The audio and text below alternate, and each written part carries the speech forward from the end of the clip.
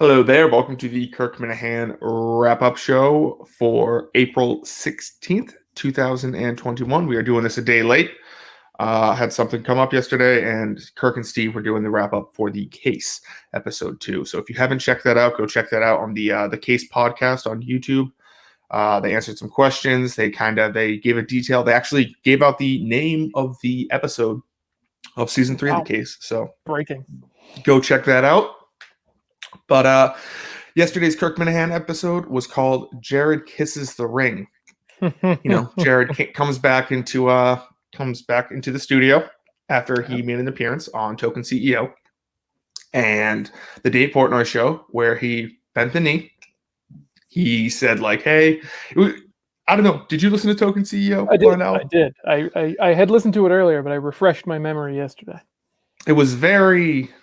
I love you more. No, I love you more. Which isn't necessarily a bad thing. It was, again, we're used to Kirk who would just go after. But, I think about it. If I had that discussion with my boss about that, I'd be like, yeah, this is how I felt. Oh, yeah, it could have just been it's a tough thing to go in and start screaming at your boss. Yes. So I will say, we'll jump right into this,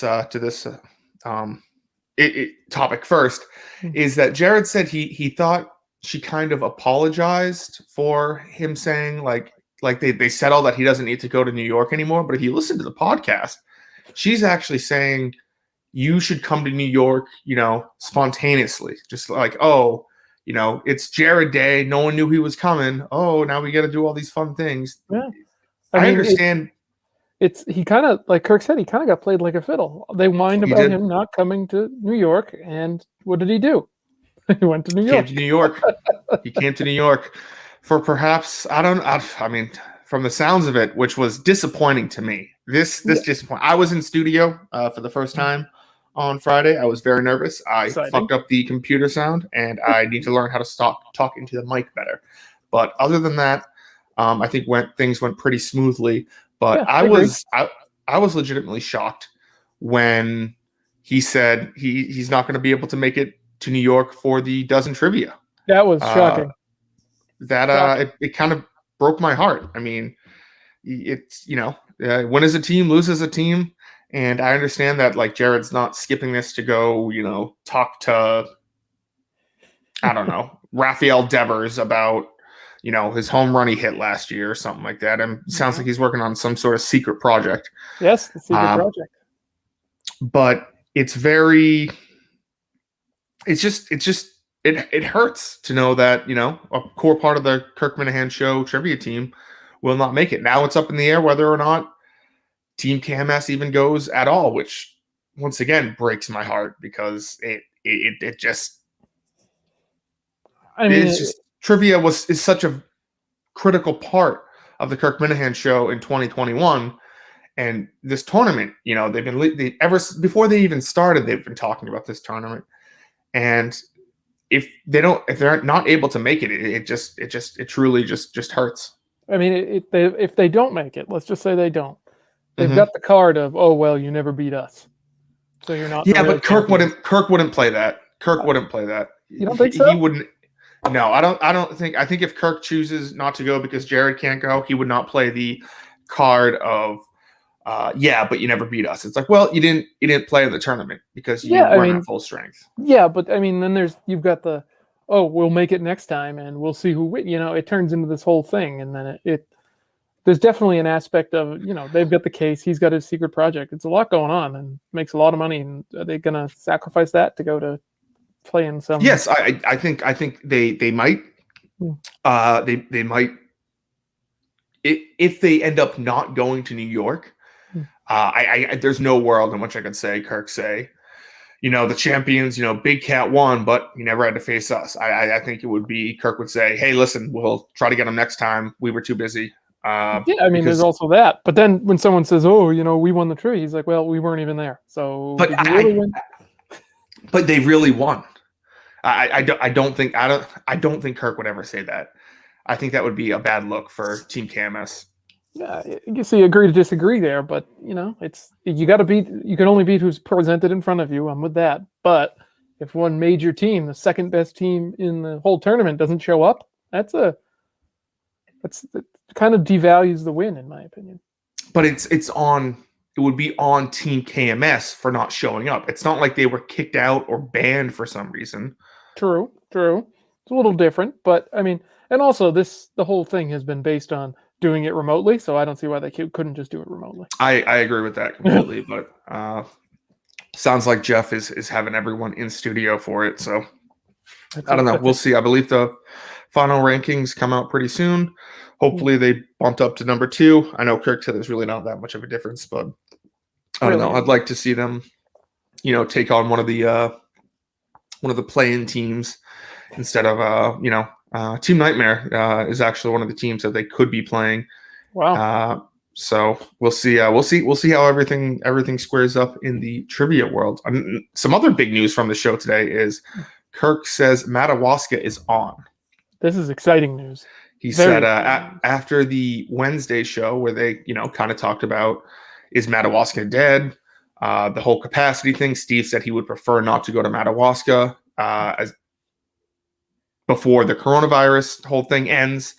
And there was actually some news on that front. I know I saw it was broken by Jon Stewart, the famous Jon Stewart you might know from the first Madawaska trip. And I would say not frequent caller, but every once in a while he pops his head in with celebrity caller, I'd say. Some good calls. He actually said that Maine is going to 75% capacity indoors and 100% capacity outdoors starting like May something. So way before the June. And how can you have 100% capacity outside? I don't even know what that means. If you just get a tent and find a lawn, what the capacity is just what? It's 100%.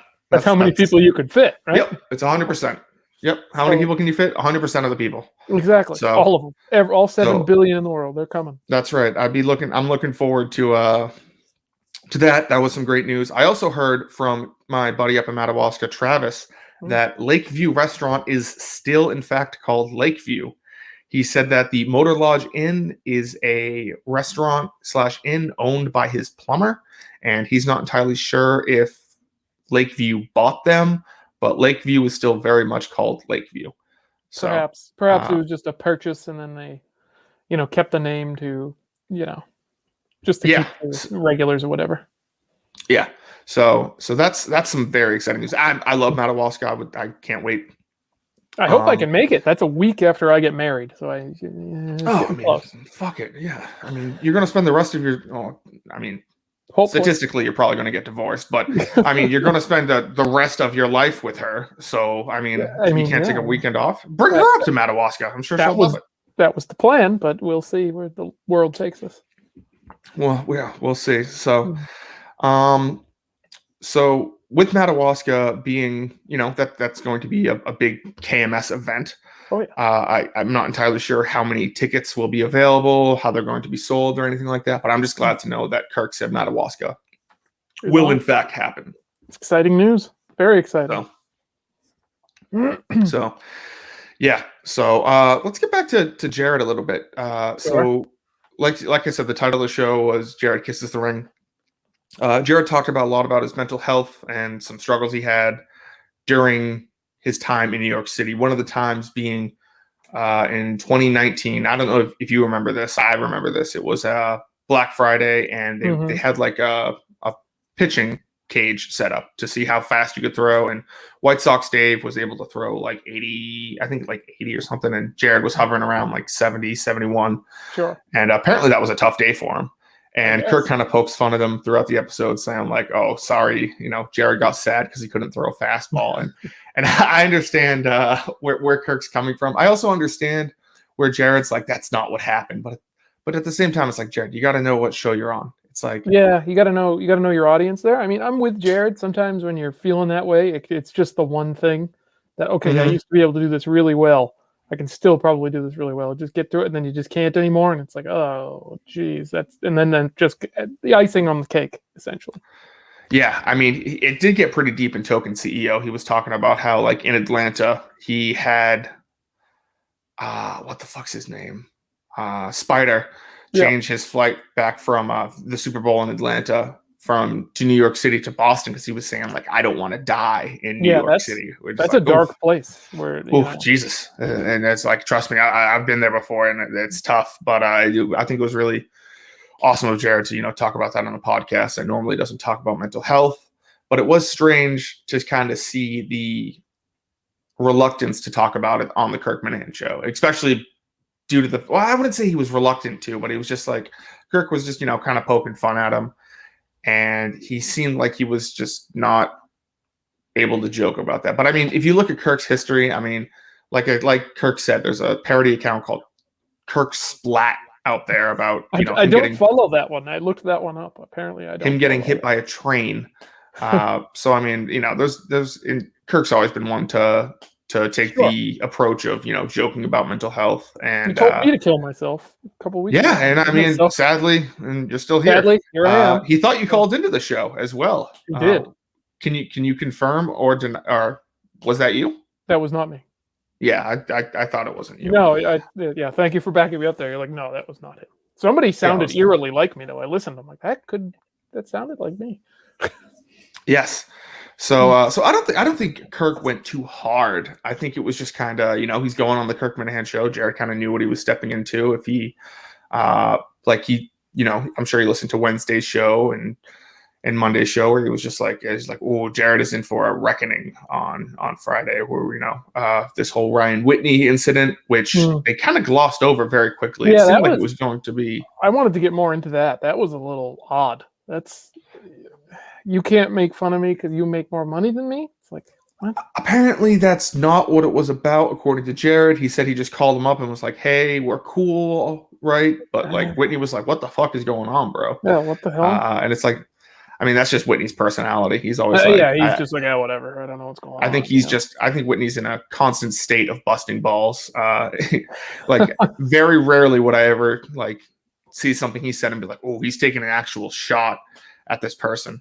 No, and like they said, a lot of hockey guys are like that. The high school I went to was a big hockey high school, and they're all just always breaking each other balls. And it's like, and I know Jared said he's like I didn't even have Whitney's number. This is how much I don't know him. But like according to I could see it from Whitney's perspective. He's like, you work for Barstool, I'm just gonna break your balls about.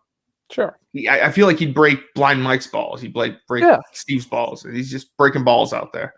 So that's so I don't think Kirk went too hard on Jared. I think he went hard enough. It was not to the level. It was not to the level. I thought possibly, we were going to see the reckoning of Jared Carabas, where you remember Blind Mike's reckoning after Madawaska, of course, or when Steve fucked up and didn't cut the sound the of dressing Truck down Day or Media Day. It could have been a lashing. Just it could have been 2 hours of him just sitting there, just taking it. But Kirk handled it well. He poked and prodded and said his thing, and then they were like, "All right, it's over now." And I think Jared kind of got that towards the end. He was cracking some jokes, and I did like it how to transition to the next topic about how Jared's trying to push for mending the fences with Smith's cheese. I think that's now I was a Smith's guy, but when you put out a tweet like that and then go back on it, I agree. That's a tough look. I mean, Kirk's open to coming back, and I'm sure they'd want it back because, I mean, the Minifans were great with the Smith's cheese. I ordered a few boxes for, my relatives out in Nevada, but it was, that's a tough thing to come back from. You volunteered it. He didn't. He didn't say, can we get Smith's to sponsor this? They offered it out. And the only thing I would say to that is I'm glad that Kirk he's not completely shut on the idea. Yeah, no, the door's open. Because Jared did make some good points, They have been loyal before. They did fuck up in regards to all this. But I will say the one thing I would do if I was Smith's Cheese is you got to make a public statement on Twitter. Yeah. I mean, you got to do something. The fact that they haven't done that yet, that's not good. They could joke about it too. They could do it in a way that I wouldn't even joke about it. I'd say like, we fucked up. Our social media person should not have. Like, they could all do this in a tweet. I mean, they offered their services in a tweet. Sure. They redacted it. it could be something as simple as you go on Twitter and just say, yeah, like you said, we fucked up. We value the Kirk Minahan show, blah, blah, blah. And then Yes, just find a scapegoat within your company and just say fire him. Yeah. Just fucking fire him. I don't care if he has kids or not. Just fucking let him not go. even that. Just give him a public No, lashing. I mean, fuck it. I mean, no. Sure, fire. I want someone fired. Do it. Fire him. No, good. They should fire him. I Do mean, whoever was responsible for that is, costing money in their pockets. I'll send over a resume. Yeah. So I think that was that. It's good that Kirk is open to that. I think Jared was kind of a good mediator. I think he called it meeting of the minds. Need to come together and sit down and have everyone kind of talk through things. But I could definitely see. But my only advice to Smiths would be make a public tweet apology. Do something. And then fire someone, and then just fire someone, and maybe show their family hearing the news of them being fired. Execution. Yeah, it's I don't know. Maybe we have the book burning at Smith's Cheese, and someone throws themselves into the pile. I mean, that would be a good idea, if you ask me. Yes, that would be a fiery idea. So I'm liking that. The other thing Jared and Kirk seemed to talk about for a little bit, and it was actually contradicted in a tweet today I saw by intern Harrison, where he said, so they were talking about WrestleMania. Jared asks, how did Harry like WrestleMania? And Kirk went, he did B-. He thought it was boring. And then he said, the whole Peacock experience is terrible. And they went off for a good 10, 15 minutes just shitting on Peacock and kind of shitting on the WWE. And in that, they just completely said, I haven't used Peacock. I have. No, I have. What's your experience with it? Subpar. I mean, the fiance and I read all the Harry Potter books, listened to all of them, and we wanted to watch the movies, and they were on there. And it's just a subpar service. I mean, Netflix, you can go to different scenes, you can, all the controls and accessibility features, even for myself. And whereas Peacock is just nothing. It's just bare bones. It doesn't work very well. It's I haven't used it, but intern Harrison said he's had no problem with it. He actually quite enjoyed the most recent WrestleMania. It was too long. Way too long. Seems to be some difference of opinion out there in regards to the Peacock world. But yeah, I mean, could you not have a worse endorsement than what Kirk and Jared were saying? Jared's like, I give them an F. It's fucking terrible. And it is crazy to think that they are paying $200 million a year to rent the WWE network. And the WWE network is laughing all the way to the bank, because once that 5 years is up, they're going to reboot up the WWE network, because they still have all the rights to everything. And it's just going to be like nothing happened. And they just cashed in for 5 years. I mean, I remember in earlier episodes of the Kirk Minahan show, Kirk would say, best bang for your buck was the WWE network. You got so much content for $10 a month. You got all the pay-per-views. You have literally every single SmackDown, every single Raw ever. You have all these other extra shows. You go way back into the, some of it goes back to the 70s and 80s. Yes. And to see what it is now, I could see how that could, affect the opinion of the Peacock and the WWE network even more. Just to see the fall from grace. And then the WWE could have the public split, which could be an event, and then people are like, oh, the WWE network is back, and then they go back. They can make it into a promotion. Yeah, I don't know. It looks like we'll find out in 2026. So I'm still against WWE Network because they got rid of all my Chris Benoit stuff. That's censorship.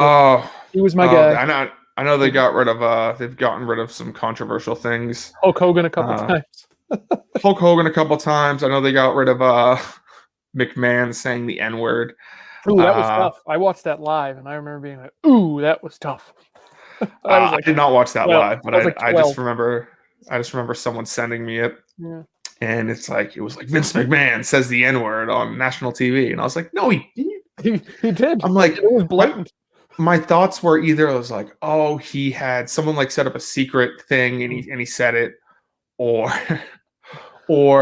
he said something like there's a clip of Bernie Sanders saying a similar word. Oh, It means something completely different in the 1960s, and people were trying to say, like, did he say something like that? Vince McMahon's an old guy. No, he just blatantly goes out and and then says the N-word. And back then he got away with it because it was part of the script. He's a character in that. So, yeah, I mean, it wouldn't fly nowadays. But... No, Jesus Christ. There would be boycotts. Peacock would probably shut down. I believe there'd be a public execution of Vince McMahon. Oh my God, yeah. I mean, it would be. They'd be playing the XFL with Vince McMahon's head next season. That'd be entertaining. But it's so kind of transitioning into another segment. Jared said he needs to find something because he says he doesn't really have something other than baseball right now. He said he's not been into the WWE as much, which at first it sounds like, okay, that's a bunch of bullshit because he does seem like it does sound like, he knows what's going on in the WWE universe. I could see why he's maybe not be enjoying the product as much as he used to. But nowadays, it's not like you have to watch everything. You can just look on Twitter, see clips. Yes. What happened. Yes, I know. I remember back when I was in like the elementary school and stuff, you had to watch Monday, you had to watch Raw, SmackDown, and then you had to watch, the pay-per-views like every week in order to, because if you miss one, then you're like, oh, what happened on this, or, in regards to this fighting.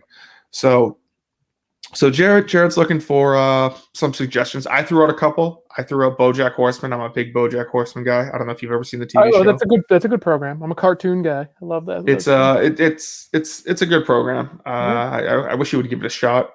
And then Kirk had me pitch him Star Wars, and I mean, Jesus Christ, if you're not, he was a hard no, he was a hard no on Star Wars. I mean, it's so weird. The only Star Wars he's ever seen is Episode 6. It's very bizarre. Like, I could see he's close to our age. I could see if he just never saw, like, my parents weren't into him, so like the first ones I saw were the prequels. Yes. How old are you? I'm 28. So then, yeah, I'm 24. So same thing. So then, I mean, that made me want to go back because, Episode 3 was, I think, one of the better ones. But Episode 3 is the best Star Wars movie of all time. But that's settle down. But but the point. Maybe he saw a bad prequel, and like maybe he saw Episode 2 and was like, oh, I've soured on it. I could see that. But he said the only one he saw was 6. I'm like, that's bizarre. He's just strange. I mean, so he's 8 years older than me. Mm-hmm. So that means he was born in 88, let's say. Sure. I believe, didn't Episode 6 come out in like 82, 84? 82, 83, something like that. Yes. So, I mean, very strange to see, just to hear about him only seeing Episode 6 and just, I mean, obviously, I mean, that was the end of a trilogy. It's going to be difficult to kind of understand what's going on if you watch the last movie in a trilogy. Exactly. And they're just wrapping it up. Like, you can tell they were wrapping it up there. So it's like, I mean, he's like, oh, what is Luke's deal with Darth Vader? It's like, oh, I mean, if you saw Empire, you would understand they kind of have some sort of link together. They've got a relationship. No spoilers. But he also did say that he was very high when he watched that movie. So I mean, that would make it better, wouldn't it? I mean, I need to watch. I watch Star Wars like Kirk listens to Bruce at concerts. I need to be stone cold sober, paying attention. Interesting. Checking out all the bits and details, thinking of different theories and things like that. Sure. But yeah, I thought at first he was going to say like, oh, I saw Episode 8 or something a couple of years ago, and I would have completely agreed with him. I would have said, yeah, I mean, that would completely understand why you would never get into the Star Wars universe, because that movie was absolute dog shit, and it still offends me to this day that they have not redacted it or Kathleen Kennedy has not been fired. But that's for another show, another rant for another show. Yes. But yeah, I mean, Jared's kind of looking for something to kind of latch onto. I don't know if you have any suggestions for him. I mean, he's a baseball guy. My blind baseball team always looking for volunteers. He can. Yeah, I think he's trying to get away from baseball. Well, it's different. It's different, but hey, throwing options out there. But I was thinking he could get into like, because I know he asked Kirk, he's like, oh, are you into video games? And I could see Jared being kind of like a video game guy. I have my old GameCube. I break that out every now and then. Oh, dude, GameCube, the best. I mean, I got some hot takes on the GameCube. Oh, bring it on. What do you got? It's one of the better. I don't want to say best, but it's one of the better Nintendo systems out there. It's highly underrated. The best Nintendo system. I think it is the best Nintendo. Yeah, I want to say that, but I don't want to say that. It's true. I mean, name me a better one. It is the most underrated Nintendo system. Fact. I will say that. Mm-hmm. I can see Jared getting into that. I will. I broke mine. I dropped mine down the stairs and it still works. Yeah, I could see Jared getting into that. I mean, I'm always willing to squat up with Jared in Fortnite if he ever wants to. How about he reads? He can read, you know. I think he said he's not a big reader. Get audiobooks. I'm big on audiobooks, obviously. I don't know. I mean, speaking of audiobooks, you see, who recently just put out an audiobook for her best-selling novel. Why would I do that? I already had it read to me. Exactly. It would be Julie DeCaro. She read her audiobook, and that is out now. So, well, I hope they just use your recording. How funny would that be? They should. I mean, I don't want any money for it or anything. I mean, that would be hilarious. It's technically theirs anyway. It's the copyrighted material. Yeah, I know, exactly. It's like I did you guys a favor. Jesus Christ. So, anywho, that's that. So, Jared, get into video games. Yeah, get into something. We can squad up in Fortnite, and we'll just get some victory royales, and you won't have to ever worry about the WWE ever again. So, Blind Owl, I wanted to ask you from an outsider's perspective. I know you and me are friendly and all this stuff, but I want you to give the honest opinion. So it was my first time producing in studio. I did not have Steve with me at all the entire time. He helped me set it up. He made sure like I uploaded it correctly and everything like that. Mm-hmm. But during the show, I was by myself. So my two big takeaways were, one, I did not realize how low the computer volume was. Mm-hmm. On the Token CEO clips and the drops and the things before the callers where Kirk says, turn them up a little bit. And I turned them up quite a bit, actually. And the second thing is I need to speak into the mic more. There were a couple of times where like I'm very faintly talking and it's kind of like background noise. And I think that's because it's a different mic where, like the mic I'm using now, it kind of picks up everything. But the one Steve has, it doesn't really pick up background noise. You kind of have to speak into it more. Yeah, I mean, that again, I think I said this to you in a private message. That comes with experience. You just know, I mean, you're using his computer, correct? I was. So you got to get to know his computer. And when did you know you were going to be doing this? Thursday night. Oh, so yeah, see, it's like you jumped right in. I mean, it was good. Obviously, now turn it up a little bit, or a lot of bit or whatever.